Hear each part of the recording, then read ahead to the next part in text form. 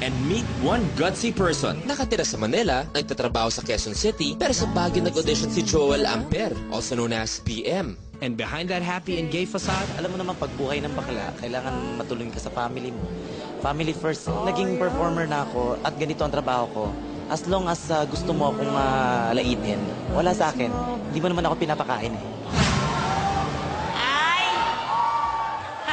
Hi, good evening, Miss Chris, Miss Ai. Anong name mo? My name is BM.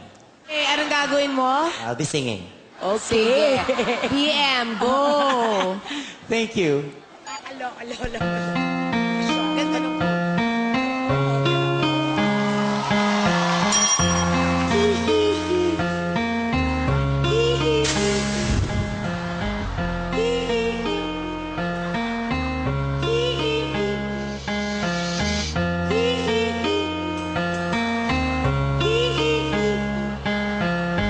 Hanap ko sa jeep ang isang araw.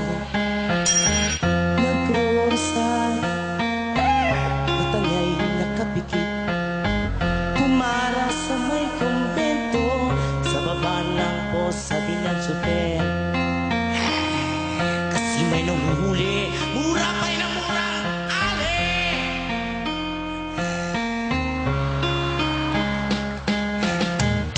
Banal na aso, sakong kabayo, natatawa ko. Banal na aso, sakong kabayo, natatawa ko. Sa'yo.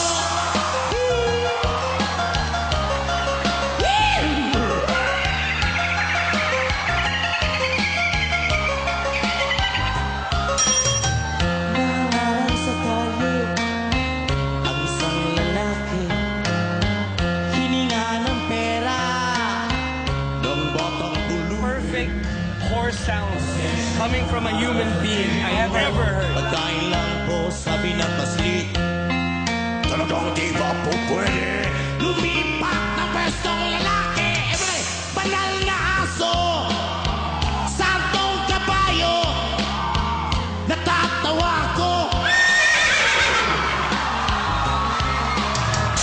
Banal na aso, santong kabayo, natatawa ko. Sa'yo. Thank you.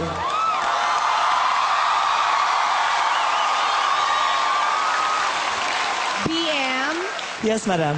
Initials lang ba yung BM? Ano yun? Anong... Big mouth. BM, I have a question. Kanina parang may birds, di ba? So, kaya mong birds, kaya mo ang horse. Ano pang kaya mo?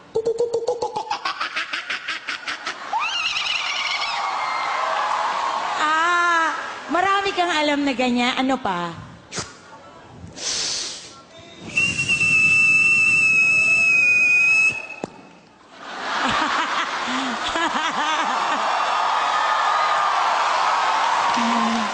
Alam mo,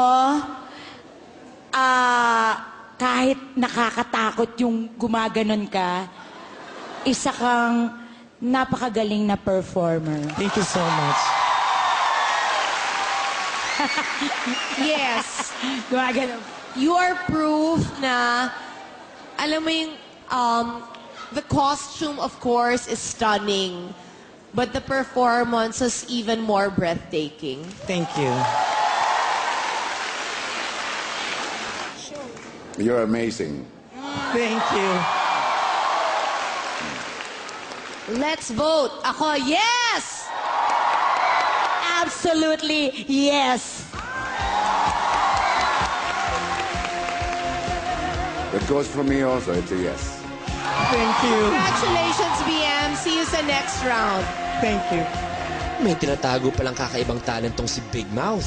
and because of that, Big Mouth got big yeses from the judges.